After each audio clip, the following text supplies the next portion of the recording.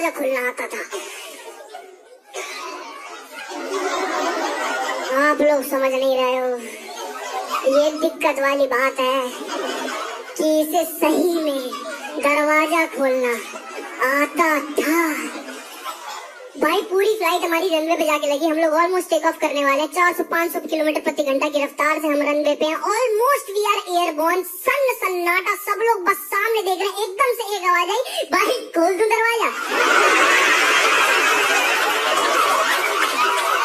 पूरी फ्लाइट की एक साथ धड़कन तेजी में धुक धुक धुक धुक धुक धुक धुक धुक धुक। आने वाले 3 पीछे मुड़, नहीं भैया नहीं। एक तो गलत चीजें इंटरप्रेट करने का तरीका बहुत ज्यादा गलत था। मेरे को बीच फ्लाइट में कह भाई यहाँ बटन दबाने से लौंडी आती है।